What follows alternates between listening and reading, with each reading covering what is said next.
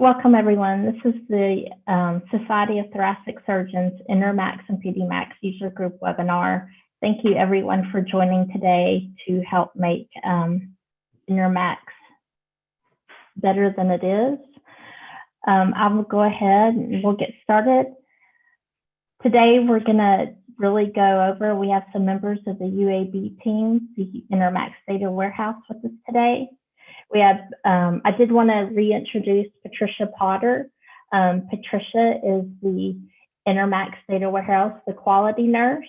So you may see emails from her regarding the data integrity checks, and you may also contact her with any questions that you have about data entry, and I'll provide her email on a slide at the end of this webinar.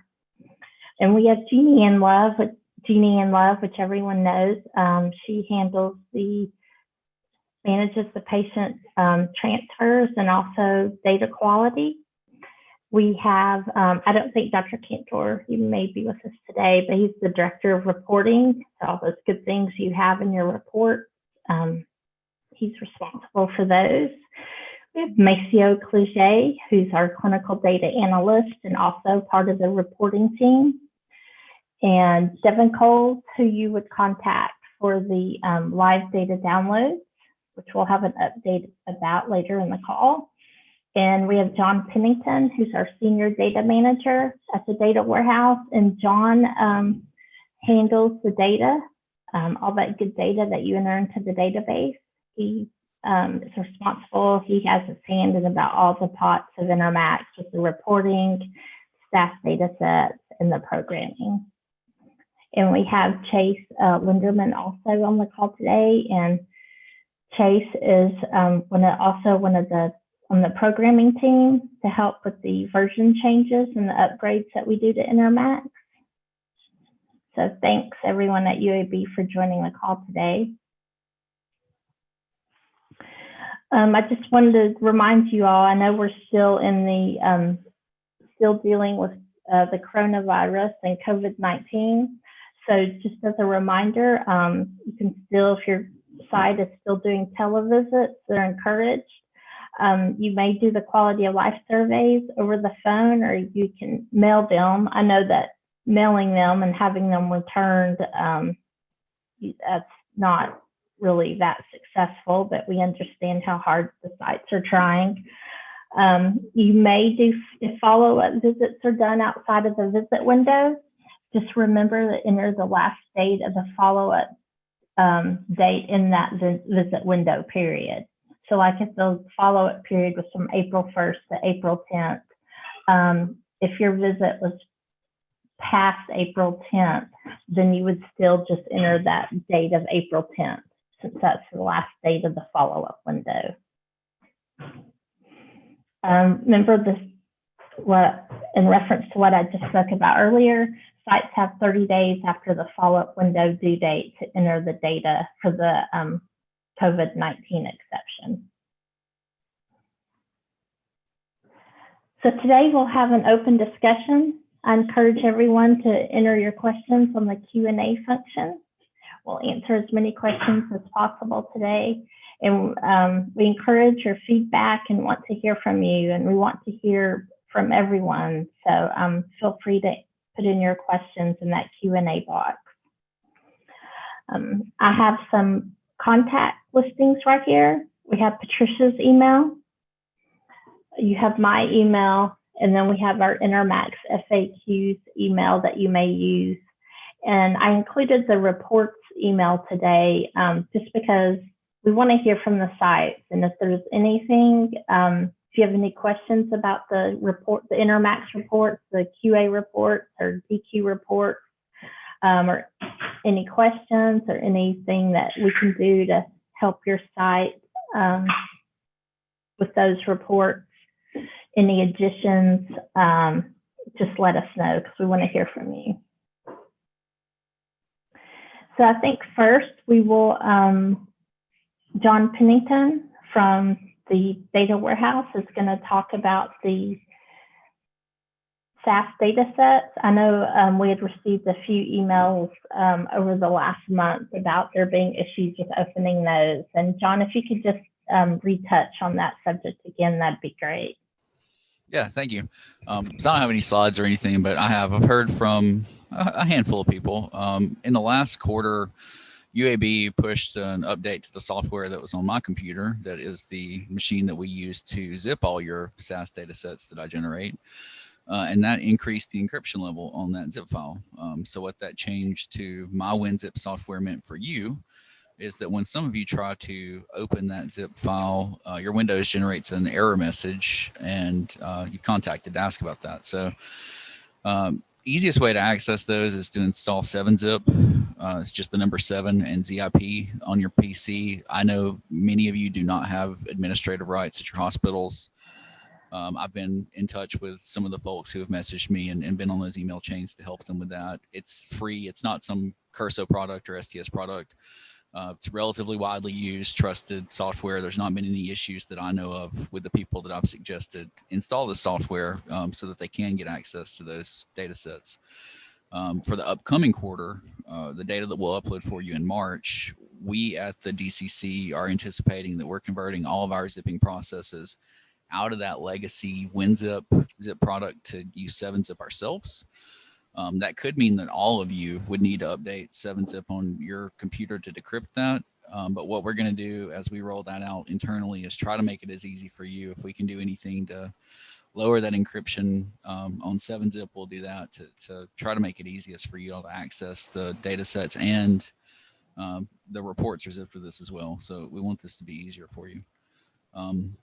My email's not up there, but I can put it in the chat or something. It's just John Pennington at UABMC. So if you do have questions or issues with your data sets, just in general too, not just accessing them, but anything that comes up with those, I'm here for you. So let me know. Thanks, Sean. Thanks for that in-depth description.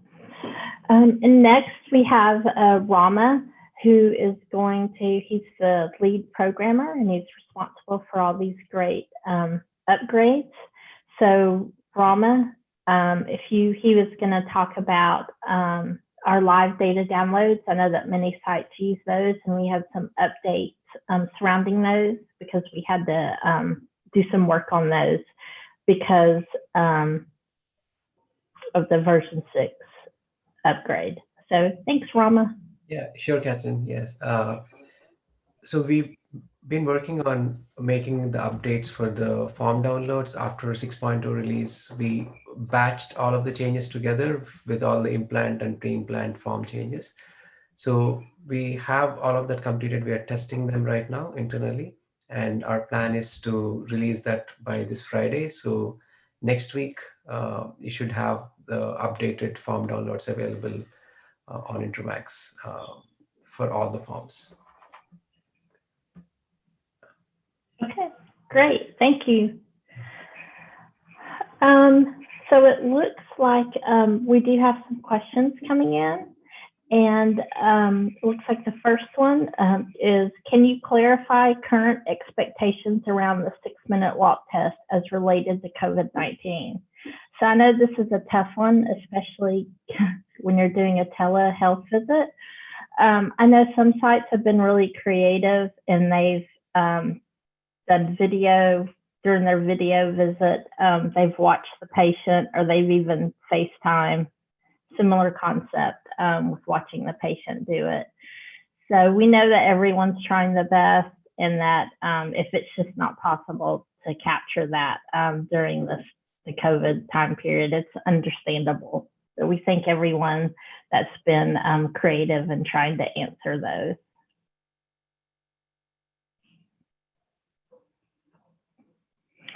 And our next question is, when will the next quarterly report be released?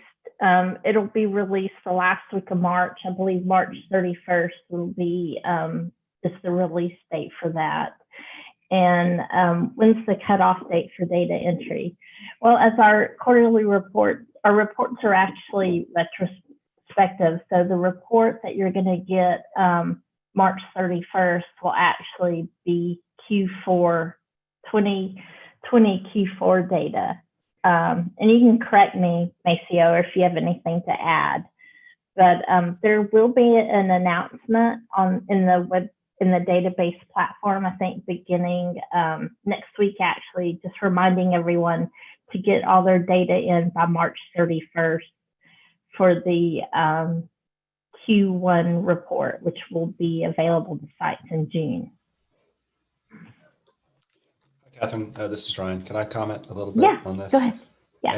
And so we have on our the Intermacs reports webpage where the FAQ is, the distribution schedule and things like that. And I just pulled it up. We don't have the actual like data pull dates. I've been wanting to add that there, but for the data pull actually happens 1 month after the coverage close. Like for instance, this next report that you get on March 31st will be data that was through December 31st, and we pull that data February 1st. So, for the next quarterly cycle, that will be data through March 31st. We'll pull that data. What is that? June 1? Is that right, John? Production builds to be May 1. Oh, May 1, and then in June, yeah. Right. Yeah. So there's the 1 month after the coverage stop to get all the data in. Yeah. So basically, if you want it to appear in your SAS data sets or your report that will go out at the end of June, make sure you've got everything entered in by the end of April, really, because it need to be in there for that morning of May 1st when I pull the data. Okay, thank you both, Ryan and John, for that. The next question we have is with version 6.0 in the general hemodynamics section, it's noted we should optimally be collecting hemodynamic data at the same time as the SWAN measurements.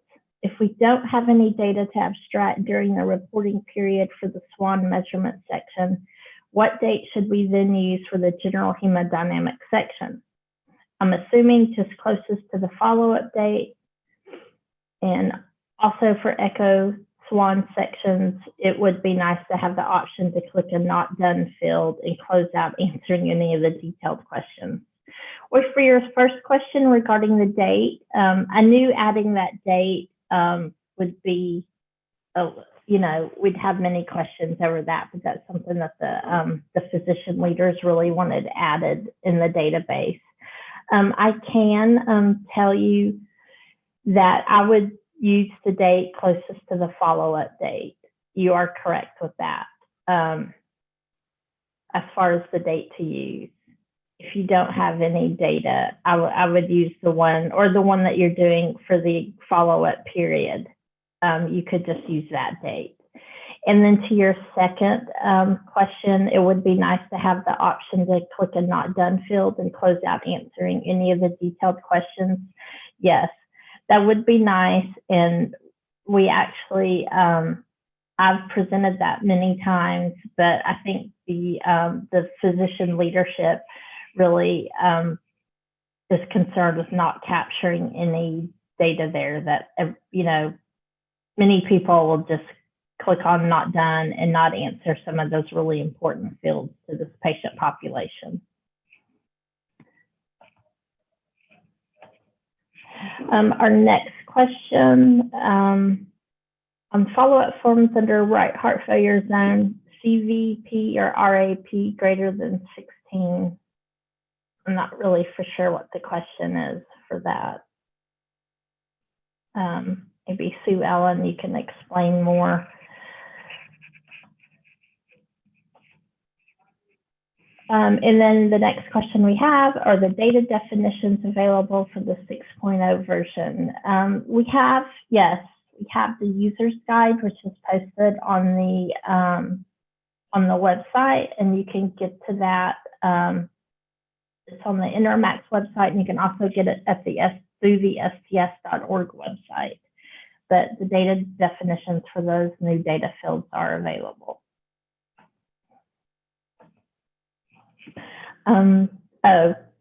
Can we use an echo RAP measurement?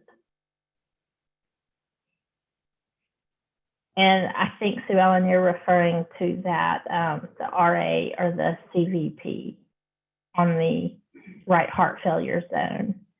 And I will actually have to get back to you on that question. So if you can just email me directly, that would be great.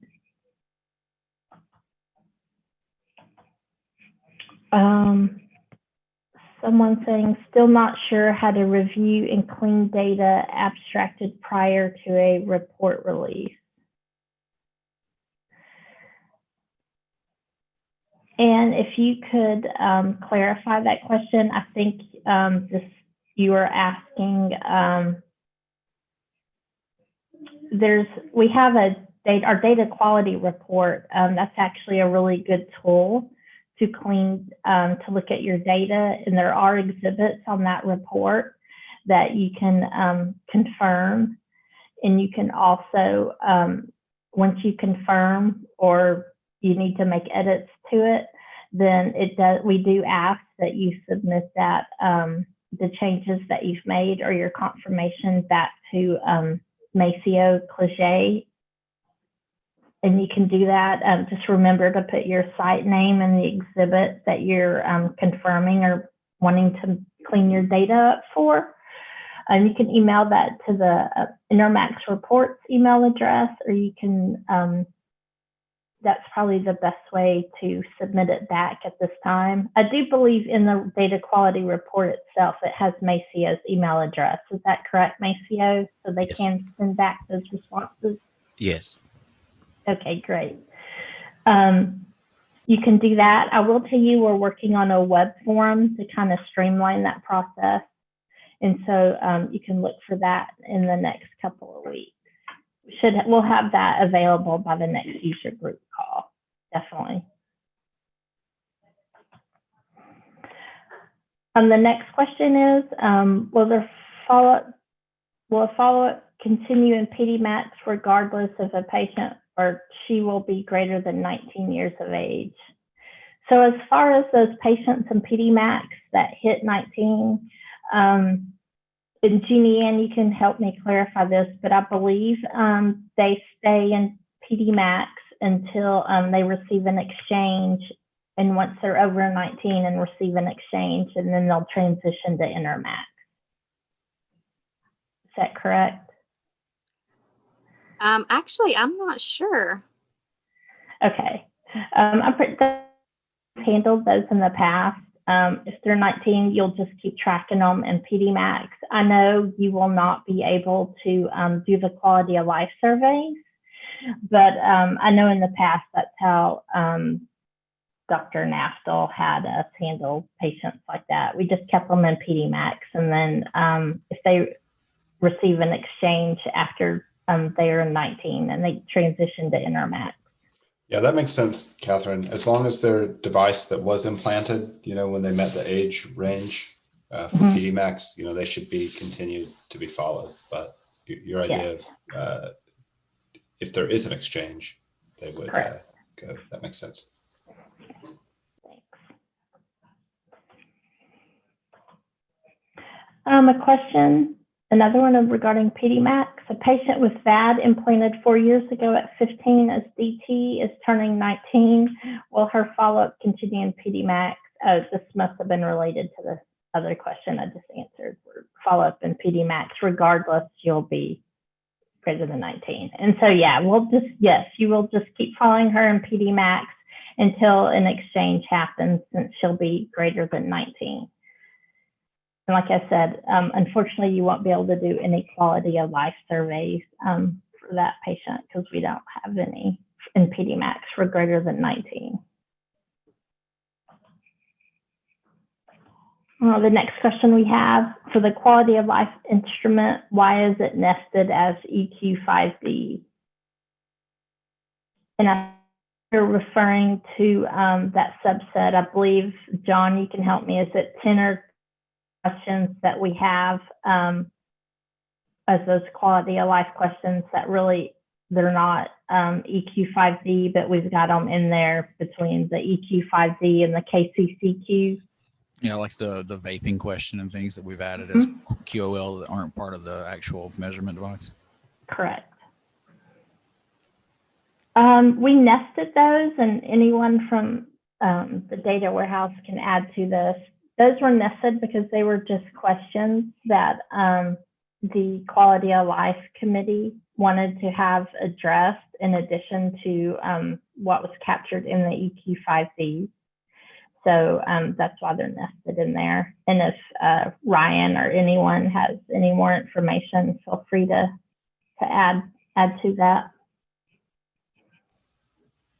No, I'm not sure why that was specifically placed on the same page, but I do know what you said is true, Catherine, that that those were questions to be added. Yeah.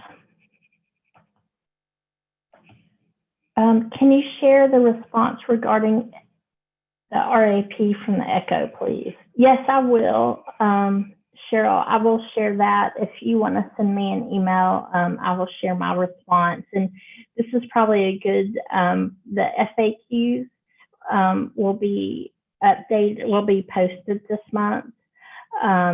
We are starting that, and so it will be posted this month on the in the appendices section, right below the user's guide.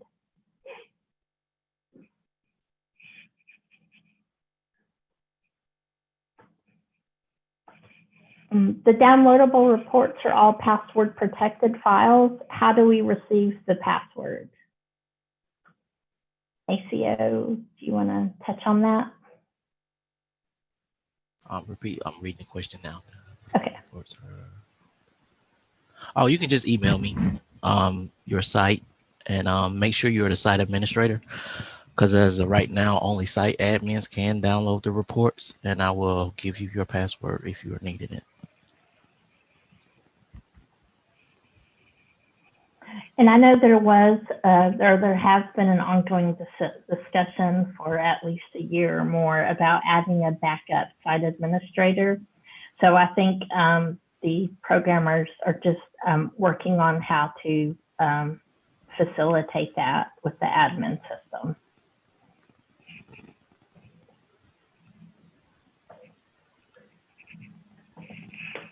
The next question, when it asks about prior sternotomy, does that include the LVAD implant?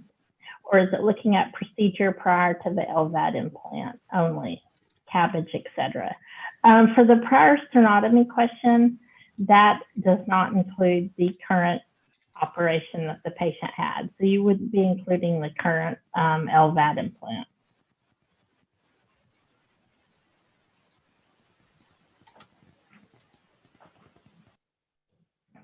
What is Macio's email? Sorry if I misspelled it incorrectly. I'm also curious where to find the data quality report for Q4 2020. I just added my email address in the group chat. So. Thank you, Macio. Mm-hmm. And the data quality report for Q4 2020 will be out in at March. The end of March. Yes, ma'am. Thank you.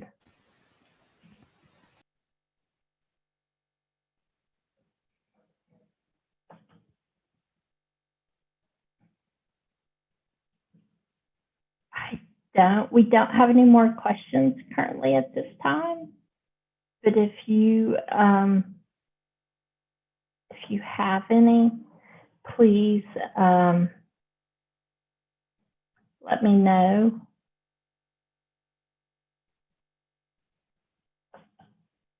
Let's give you another one. While we're waiting on some more questions, I just want to mention we do have the surgeon's worksheet. It is posted under the appendices next around the user's guide section on the website.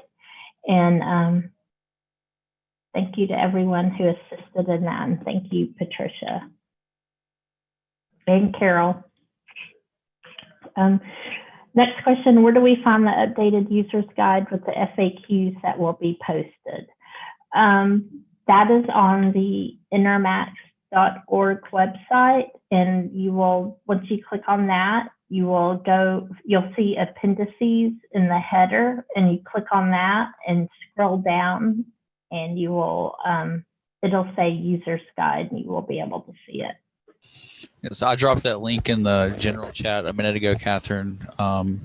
Part of this question too, though, will be the FAQ part, because I've not added that to the user's guide yet. Yes, I haven't. I'll be providing you that, John, by the end of the week, so Great. we can get Chase to post that. Yeah, and then I can upload. So if it's provided by the end of the week, you all should see it by the first week of March on the appendices link. Okay, thank you. For the Joint Commission review, we need to have Intermacs data available. Do you know if they're requesting a specific report and/or what to be sure to have completed? I'm not really, as far as maybe some others on the call can maybe put in the chat what to expect from a joint a JC review. I know that frequently, I think it depends on who the reviewer is. I've had some sites tell me they'll just come in and want to see what you have entered into the database. I know some sites have said the reviewer has just looked up their reports, the data quality and the QA reports. I think I'm not really for sure if you're going to need a specific report, because I know in that data quality report, it's the first exhibit we list.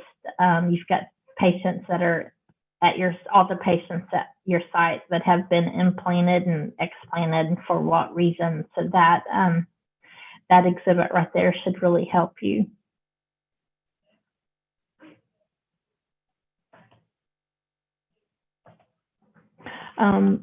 She didn't, to clarify the prior sternotomy section on the follow-up forms. No, do not include the current LVAD sternotomy. For the prior sternotomies on the comorbidities form on the follow-ups, that is just for prior sternotomies. So you would not include the current LVAD implant sternotomy if that was the approach.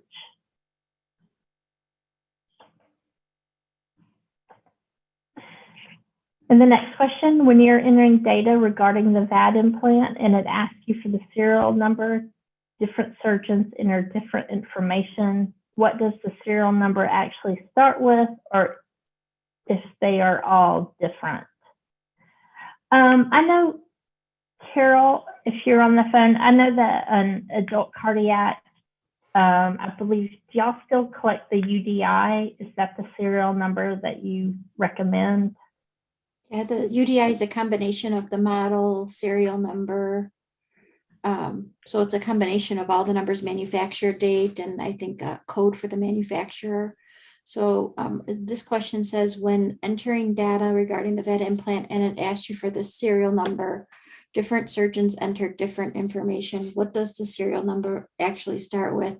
Or are they all different? And my guess is that each device would have a different serial number, but there should be a something that comes from the OR that has a sticker from the device, and you should be able to find it on there. It's different than the serial number is different than the UDI. Yes, I think in the serial number, like Carol said, my experience has been that it is a sticker, and I think usually perfusion takes care of that. Or I don't know, Patricia, if you had any experience with that.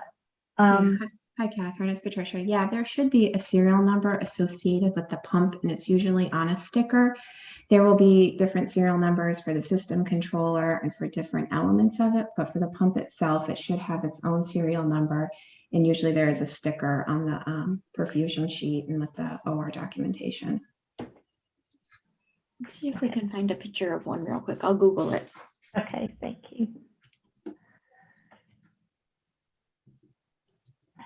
Someone typed in, for Joint Commission, typically having the most recent quarterly report available is sufficient. And thank you, Matt, for offering that. Thank you very much.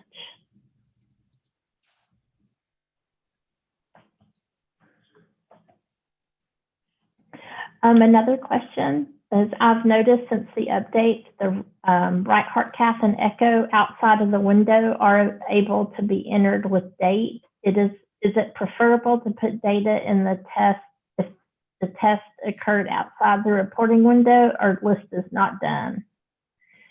And I know, and maybe John and Rama can also speak on this. I know that I don't think we did a date validation for that, for the new hemodynamic state. I think, yeah, we would prefer, obviously, if the test needs to be done within the follow-up window. And if it wasn't, then I would put not done. Yeah, that is correct, Catherine. Yeah, we don't have date validation, so. There's no validation. However, I am monitoring it, and some of you may have heard from Patricia. If we see anything that looks like it just doesn't make sense, we'll contact you. Thank you. And someone, Matt, thank you again. For the pump serial numbers, the HeartMate 2 starts VAD with VAD dash. Thank you for that. I'm wondering if they did the same for HeartMate 3, but maybe not. Oh, no, Matt also provided HeartMate 3 starts with MLP. So your HeartMate 2 serial number is going to start with VAD and a dash. And then your HeartMate 3 will start with MLP dash. I think we have this list, Catherine. If let me pull it up. I think it's also on the valve VAD list that we use for adult cardiac. Okay. And it would be give just an example of what that might look like. Okay. Thanks for reminding me. I forgot that we had those devices there. I think it's under the software specs. I appreciate everyone chiming in. Matt also said HVAD starts with HW. Yeah, maybe that's something that I can provide Carol on the in the appendices. That would help. Or on the device brand list, John, maybe we can update it. Are you already asking them to provide the serial number, and are you? Yes, we provide the serial number, not the UDI. I think the UDI may be lasted what, John, maybe 1 or 2 weeks. Well, And you don't ask for the UDI at all? No, not anymore, because it was very confusing for the site. It's confusing, and I think it was like kind of early on, and when they were collecting that or something too. Yeah, we didn't collect that for very long at all. We're still collecting it in STS in hopes that we can get folks to automatically get their vendors and EHRs talking, but we don't have sites type it in because it's a very long 70 to 120 digit number with all different kinds of characters, and if you leave a character out, it changes the meaning of the numbers. It's a tricky one. I'm just scrolling through real fast here to see if I can find the valve devices. I think I'm almost there. Okay. About that. While she's looking that up, the Impella 5.5 is on the to-do list. It's in our tickets that we're developing right now to get that added. Thanks, John. And I think some of those, I know we had some additions we were going to do outside of version 6.0. So I think those, Rama, is that on? I think that was on the timeline to be done maybe in March. Yeah, like getting Impella 5.5 added with some other loose ends. Yeah, that is correct. Okay. And again, thanks, Matt. Again, HVAD starts with HW for the serial number. I was able to find, this is in the adult cardiac, I can send you this list, Catherine. You could pull out your devices, but we provide this list, and we have VADs in here. Okay. Let me see if I can find one, but it's there if you want it. Yeah, thank you. That'd be really helpful. Okay. think the only thing we ask the serial numbers on are the VABs themselves. Okay. But thank you for sharing that. I will definitely take a look at that. Okay, I'm gonna stop sharing. Sorry, I just wanted to show you all that it That's was okay. there. You wanted it, okay. Thank you. Mhm. And the next question, someone's also offered HVAD starts HW, which we said. HeartMate 2 currently start with PCX, and HeartMate 3 typically starts with MLP. So thanks everyone for those. Another option is if you're interested, you could go to the manufacturer site, and they usually have a catalog of their products, and they list the what the serial numbers look like and what makes up the serial number. If there's different sizes or things like that that can differentiate the serial number for each device. Okay. That's where we pull them from for STS. Oh, great. Thank you. Mhm. And then Chelsea said, sorry, PCX is for controllers. No worries, Chelsea. Thank you for participating.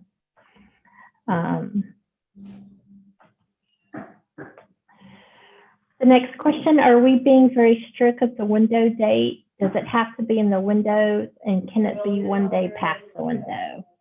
Well, the window for the follow-up visits, yeah, they need to be within the window. The exception is going to be the COVID-19 exception.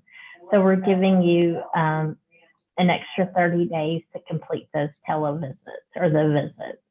But like I said, if you do have a visit and it's outside the window due to COVID-19, then you'll still need to enter the last date that's in the database for that window, for that follow-up visit. So we understand that it's thrown, that we're working with everyone and understanding how difficult it is to have to schedule and reschedule the patients doing the televisits. Just appreciate everyone y'all done a really good job with getting the data entered and keeping on track. Someone's asking, do we have the registry worksheets available yet? If you're talking to about the surgeon's worksheet, yes, that is available. You'll find that on the website under the appendices. And then if you're talking about just the version 6 data collection forms, yes, those can also be found on the Intermacs website under the appendices.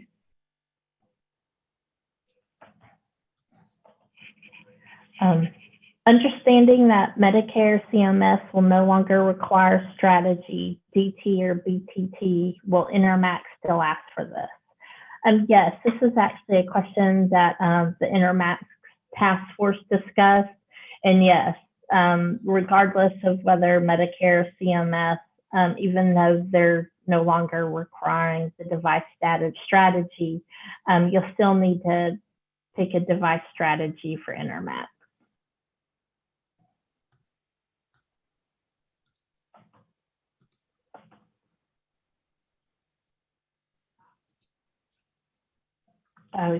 Someone's asked, I may have to further investigate with OR nurse, but do you know if a Medtronic HVAD is the same as a hardware HVAD?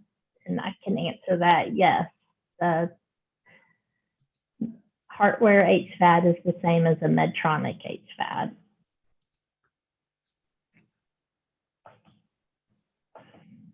Oh, someone answered it already. And then there's just some discussion about Medtronic and hardware. But I want to thank everyone for joining today, and please email me if there's some specific topics. We may, I'm going to go ahead and put that slide on. Feel free to email me about if there's any specific topics you would like discussed on the next user group call. The next user group call will actually be, it is March 31st at 1 p.m. Central Time.